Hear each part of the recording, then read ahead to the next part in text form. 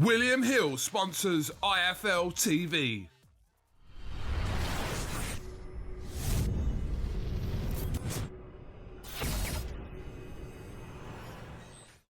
I'm the man to beat Daniel Dubois.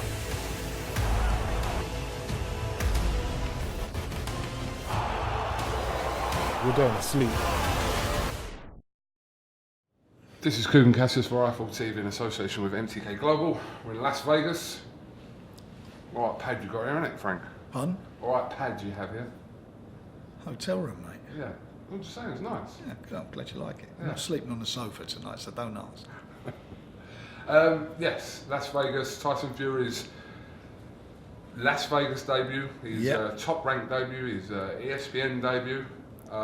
What are we going to expect come Saturday? I'm hoping we're going to get a good fight. I mean, he's very confident. He's very relaxed. He seems that he's in a good place at the moment. So it's just really seeing what Schwartz brings to the table. He's quite big, Schwartz, isn't he? They won a lot in it, the pair of them, when they've done their face-off. He's undefeated. Anything can happen in heavyweight boxing. One punch can change it. But I just feel that Tyson's an elite, not just an elite heavyweight, an elite fighter. And I think you've got to have something a little bit special to beat him. If you haven't experienced the Tyson Fury press conference, which we obviously have, but a lot of the American press hadn't up until today. And I think, just to recap, 15 minutes before the press conference was meant to start, he just jumps on the stage, takes the mic, gets Schwartz on, gets you up, gets Bob Arum up, and creates his own little show. But that's what he's all about. That's what he does. In some ways, and I'm not talking about boxing, I'm talking about as a personality. It's a bit like, do you ever seen the movie film When We Were Kings? Yes. And you see Ali in there with the press, and he was so accessible, talking to him, and, talking to him, and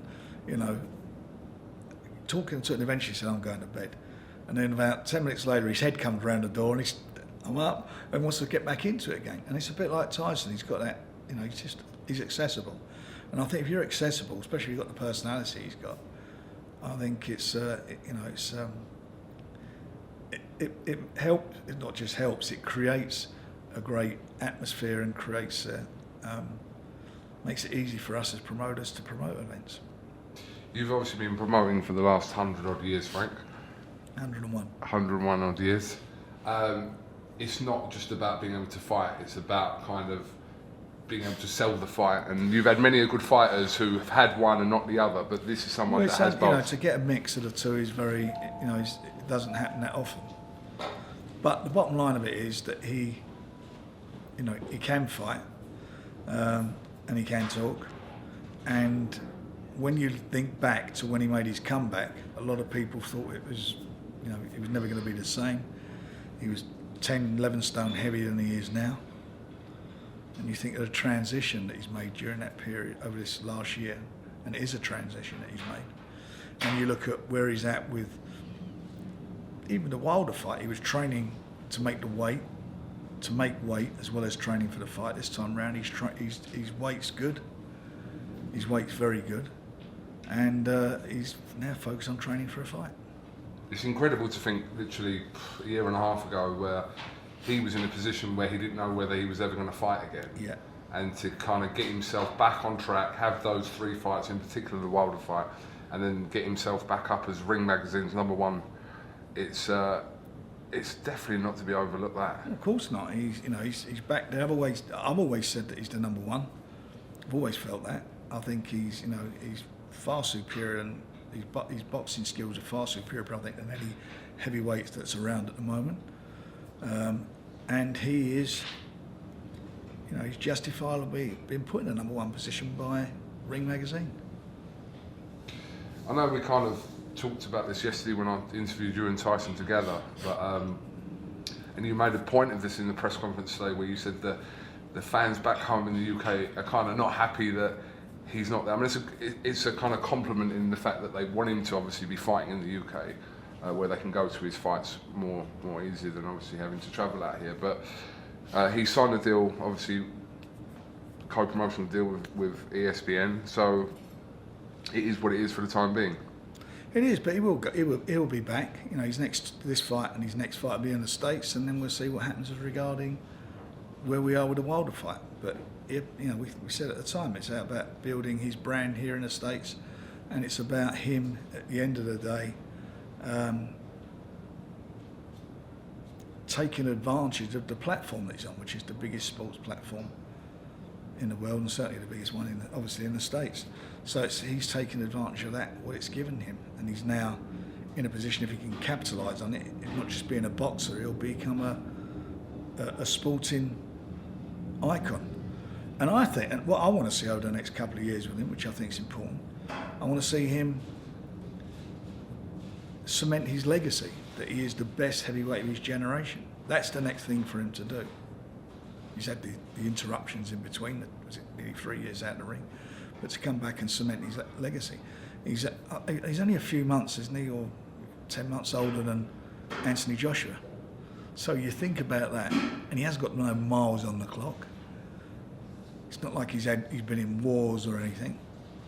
He's had some really tough fights. He's got a great boxing brain. So it's about him now moving forward, and as I say, establishing his brand. But first of all, he's got to get rid of a guy who, if he beats him, is going to be in a great position himself.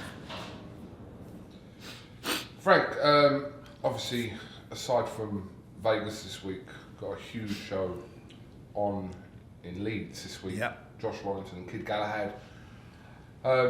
Intriguing fight. It's just a shame you had to wind up on the same night. Oh, gutted. You know, we originally announced Josh's fight first, and then the only day they could do for Tyson, ESPN, was the same day, which is a big, is a pain for us. Having said that, it is what it is. We've had to deal with it. Ironically, it just seemed like we were kind of expecting the Warrington and Galahad fight to be pay-per-view, and if that had wound up on kind of pay-per-view, I don't think anyone would have really have grumbled too much. Well, we said we weren't, so it's not. So you got to stick to your word. Well, of course, that's what Was we it said. ever discussed as a joint pay-per-view? Yeah, it was, but we'd already, we'd already said what we were going to do, so couldn't do that, couldn't change that. But you can look at it how you want. I mean, 20 quid will get you one or two. Yeah, you can look at you're it how gonna you watch want. it anyway. Yeah. Whereas, it is what it is. But anyway, it's a good night's boxing. You're getting the best of both worlds. Do you expect Galahad to give Warrington a tougher night than Selby and Frampton did? I don't know. I mean, I don't know what he brings to the table. He's undefeated. Everyone keeps saying he's awkward. He's there on merit. He won a eliminator. Both fights that Josh had, in both the fights with Selby and also with Carl, he wasn't the favourite. He was the underdog, but won the fights quite well. I think Galahad's going to have to be something a little bit special to beat him, but we will see. Everyone keeps saying, a lot of the journalists, he's got an awkward style. His style's really going to be difficult for Carl. I think it's going to be difficult for Josh. I think that Josh's style is going to be really difficult for Kid Galahad. He's quite focused, he's relentless, he's strong, he's got a great work rate, and he's got tremendous self-belief. So whatever happens, it's going to be, I think, a really good fight for the fans. The most notable fight on the undercard of that is that of Selford Barrett and Leon Woodstock. Yeah. Both fighters kind of were tipped to, before they were beaten, both fighters obviously lost their fights. Selford Barrett to Ronnie Clark and Leon Woodstock to Archie Sharp. But this is a fight that I suppose we didn't really think we'd get to see yet, to be honest. Well, the thing is, we're blessed with in that weight division with a number of good youngsters, good quality youngsters. And I said from the beginning, they're all going to have to fight each other to find out who is the best. So that is what is happening. It's not the end of the world for a loser. I mean, Andy Ruiz proved that, didn't he? He came off of a loss, and now he's holding 3 belts. So being a defeat is not the end of your career. Not always. Well, it depends how you get beat. I suppose. It depends how you get beat. Yeah, obviously in the interview with Tyson and yourself yesterday, you know, there was a little bit of kind of jest to how, not jest, but the way it was said, how the tables have kind of turned now. If any kind of deal was to be reached, any potential of these super heavyweight fights, then Tyson seems to be in the driving seat position of that. Well, provided he comes through on Saturday, that's the case, isn't it? And it has changed. You know, that table, as I said to you, those three people who sit at the table, one of them's gone, one of them's off the table. You know, he got beaten by the better man on the night, and he's now taken his place. And to get back to the table, he's going to have to either beat Ruiz or take some time out, get himself back together, get his confidence back, and fight to fight and prove that he is still viable at that level. I heard you made some comments earlier on today about you believe that he should part from Robert McCracken. Is that what you said? Yeah, somebody asked me about trainer, and you know, I heard him in the corner for the fight. Look, I've never felt that Anthony Joshua I never thought his defence has been worked on. It certainly hasn't shown up in fights. Although he's won fights because of his desire, he's a big puncher. He has been caught and he's wobbled a few times in fights. He's been on the floor, and his defence for me was always his Achilles heel, and I don't feel that they've worked on it. You know, he was an outstanding amateur, but he's still trained by his amateur coach, and I don't know whether I don't think that's right. But that's his choice. He's comfortable with it. He can go with it. I mean, you know, when you have a loss like that, you have to look at why and what happened and why am I in this position. Might be down to him. Maybe that's the best you're going to see of him. Maybe that's all he's got. That's it now. Who knows? But his defence is, you know, his defence was always going to let him down, and it did on the night. But I mean, usually after a fighter suffers their first defeat, at whatever stage it is, fingers are pointed to their training situation with their trainer. Well, you know, the trainer's the greatest guy in the world when you're winning, and some fighters everyone's got an excuse for getting beat. And it's not always the better man was the better man on the night. There's always an excuse. And we've heard we bore everyone to death all what's supposed to happen before the fight, knockouts in the gym, etc. I don't know about all that, but the fact of the matter is, you know, it's up to him what he wants to do. I was just being asked a question basically, he was over in a private conversation. You know, that was a question I was being asked. That's how I feel. I'm not saying I'm right, but that is, to me, for me was always a glaring problem for him. Was his defence, and that they didn't seem to be putting a lot of work into his defence. Sorry, Frank, I didn't know it was a private conversation. I don't know. Well, I mean, I don't mean it being rude. I'm just saying you're over. No, I didn't know. I just heard you sorry. talking about it. No, I don't. I won't like. I'm not going to go at you about it. I'm just saying that's all of us. You know, whoever I was talking to, yeah. It weren't like I was doing. But you know, that's my opinion. Not saying it's right. Everyone's entitled to their opinion. Of course. What's the old expression? Opinions are like, you know. Exactly. Frank, update on Billy Joe Saunders. Well, we've had no response to our written offer to Joe Gallagher, who's the manager of Callum. So we're awaiting now. I don't know how long it takes to get a response. Even if he says no, he doesn't want the fight, you know, I think we deserve the courtesy of a response. Because I think when we done our interview, I think he put a tweet out and said that they hadn't received. But well, I rang him. I'd spoken to him verbally and said to him, "Can we make the fight?" And he said, "We'll see how we go. Wait till after the fight."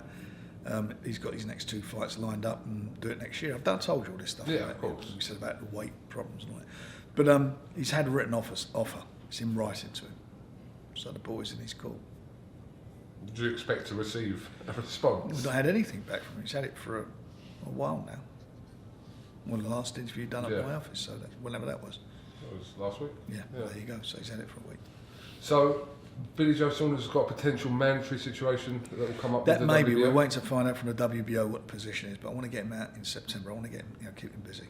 Well, he's got the back this way. Sorry, Frank. I know we spoke about this after Billy Joe's world title win in Stevenage, and I did say what was the kind of possibility of this, which is an anticipated rematch that kind of hasn't happened yet between Saunders and Eubank.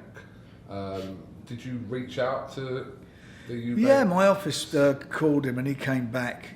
We went for an intermediary, and I think a direct contact was made. And Chris Eubanks, the father, said, "If you, I've sort of done this one round. If you recall, I won a purse bid for him to fight for Junior to fight Tommy Langford. Yeah, of course. We sent them the contracts. They signed the contracts and sent them back. We then announced the fight. We booked the venue, done everything you'd do as putting a show together, which a tremendous amount of cost involved. And he then pulled out the fight. So I got substantial damages because we sued him, and we got substantial damages. And his response to our offer was, "Give us my money back." And then before we even talk about it, like we'd taken some money off him, nothing to do with the fact they signed a contract. So that's where we are. And you're dealing, it's just, I don't even want to go there. Every time they tell me, like we're all sitting around the table in the office discussing what we're going to do, and every time it comes up, I don't even allow myself to go along with it. I just say, stop wasting your time on him. I say, he's a complete lunatic.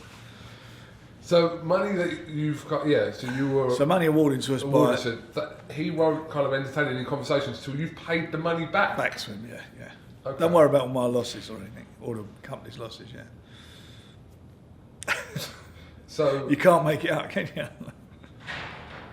So that kind of, if that's kind of the mindset from Chris Eubank, then how's that ever going to happen then? Well, it's not, is it? No. In the meantime, the old man, I think he's disappeared, hasn't he? I've not seen him for a little while. I don't know what he's been up to. He spends a lot of time in Louisiana, Chris Eubank. What's he moved out there? Well, he was made a sheriff there, as everyone knows. Oh, I see him on there. I thought it was a brooch he had on.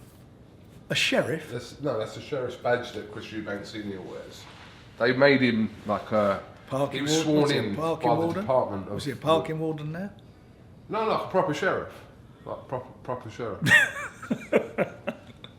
No, this is what I'm telling you. That he's someone, yeah, where's that come from? Yeah, like the state of... Is Louisiana a state? Yeah, it is a state. Yeah. So, the state of Louisiana, that he was sworn in to kind of... Well, they must be in a state to make him a sheriff. How could he? No, honestly, it's actually true, because I've talked to him about it, and he's got powers and that he can, arrest people and give them advice and stuff.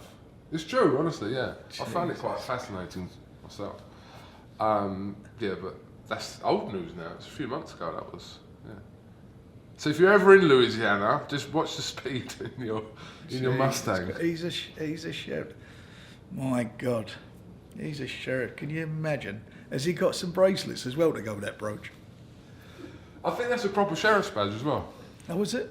Yeah, I think they've given it to him, like this Louisiana... What's that, they've given that to get rid of him? No, I think he was, awarded it, but his words to me was he was sworn in, so... Yeah. Well, while he was getting sworn in, we were swearing at him for that way he came up. The world's gone mad. But just coming back to that, it's just... So he's a special constable? He's a member of the law out there, Frank. Oh, good. Lovely, nice. We can leave that one there. All right.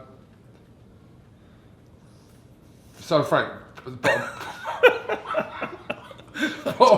bottom line is that we're never going to see Saunders Eubank. So, Thomas, he got lights on that lorry of his now? And a siren? I don't know, Frank. Go on. I think that's your door. You see him? He's come up to arrest me. Parts on a double yellow down there. Go on. Yes. Frank, so bottom line is we're never going to get to see that rematch. Oh, dude. Go see. No, I doubt it. Okay. It's tickled me, that. All right. God, what else is happening? Moving on. Yeah. Bob Arum, I spoke with Bob Arum in Bob Arum's office a couple of days ago. He Yeah. said that you guys are kind of all going to meet this week to discuss the situation regarding Anthony Yard and Sergei Yeah, Kovalev. we're trying to sort it out. We're meeting with the... Seems a bit of a mess, Frank, all this. Well, it's not a mess from our point of view, it's a mess from their point of view. We agreed terms, we signed contracts. Anthony signed the contract, we signed it, Russians signed it, Anthony entered into the VADA program, and Kovalev didn't. And the proposed date was the 29th of June. We've never even had an invitation to apply for our visas to go to Russia, so it's just not going to happen on that day. And, you know, we're trying to work this out amicably, but it'll have to be sorted out whilst we're out here, because if it's not, then there's going to be some problems. But, I mean, regardless of what happens, Anthony will kind of keep his position as Well, mandatory. he's done nothing wrong, has he? He's done nothing wrong at all. No. So go for it. Hopefully it gets sorted out soon. Yeah. What was the situation with the purse bid then? Obviously that was postponed. It was supposed to yesterday. happen Yesterday, was it? a couple of days ago, Tuesday. Yeah. But it didn't, because all parties said that we'd meet this week and try and resolve the matter. Okay. We'll keep us posted on that. We will. Anyway, Frank. So after this, your next show after this weekend 13th. will be the 13th with Dubois Gorman and Yeah. Joyce and Bryant Jennings, and then are you kind of done for July then? Or? Done for July, yeah. Yeah. Yeah. Will you go again in August potentially? We're potentially we're trying to just get something over the line. We've been waiting for somebody who's on holiday, so we're just waiting to get in contact with them to announce what we're going to do in August. If you could kind of list a couple of fights that, in an ideal world, that you would like to make before the end of this year, what would they be, realistically? Well, one we just talked about. I would like to see Bill in with Callum. I would like to see. I think the public would like to see that. I'm minding seeing Bill in with a sheriff's son, and maybe that one. We'll see. And I'll see Josh if he comes through fighting a unification fight. As I say, that's got to be the next step for him. Well, if he comes he's through got to come through it. Saturday You know, night, so yeah. he's confident. He comes through that. We'd like to see him in there. There's a few fights out there. We've got a couple of heavyweight fights that are on. I mean, there are a few out there I'd like to get on, and I'd like to see. I want to see Anthony Yard in with Kovalev, and we signed for it. I'd like to see that on. Yeah. Well, so Fury's saying that, you know, obviously, if he comes through Saturday, and we'll keep saying if, because until things We've happen, got to say if. everyone was saying after. Don't take it. Exactly. Taking it for granted. But opponent-wise, I mean, have you even kind of looked at opponents potentially for Fury after this? No, we're not. We're just really not focused. I don't even want to have that discussion, because at the end of the day, it's Tyson who's got to agree to it, and I don't want to have that discussion with him at the moment. You know, he's focused on this fight, so that's something to do after Saturday if he comes through. Well, I'm assuming after Saturday, you'll kind of, if he's fighting in September, you sit down with himself, MTK, and kind of work out what his next moves are. Everybody sit down and work out what it's going to be. Yeah. I'd love to be in that meeting you're having with Bob. With what one? The one you're having about Yard Kovalev. I'll be hiding in the roof, Frank. On the window ledge. All right. Well, listen. Thank you very much for your time. It's a pleasure, mate. Yeah, and 3 What days else away. is there? Yeah, 3 days away. Clock's ticking. Looking forward to it. Tyson's in great form at the moment. You know, mentally and physically, he's really on the money. So let's hope that translates into a real good win on Saturday. They're gonna love him here, aren't they? Yeah. Well, he's got great personality. When you look, you go back. You go back a year, 14 months ago, whatever it was. You know, no one. The trouble we had convincing people. And look at him now. What he's done, what he's achieved. It's amazing. Absolutely. Frank Warren, thank you very much for talking to IFL TV, and we'll speak to you at some point this week and keep us posted on all these little waiting issues. Oh well, mate, don't you worry about that. You'll be the first to know. Tell that to everyone, Warren. I know. I know. Thank you very much. It's a pleasure, mate. I want a badge. I want a brooch. Give me a brooch.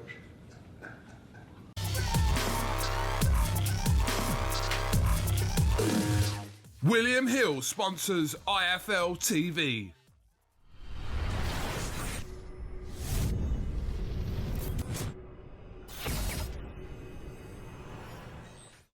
I'm the man to beat Daniel Dubois.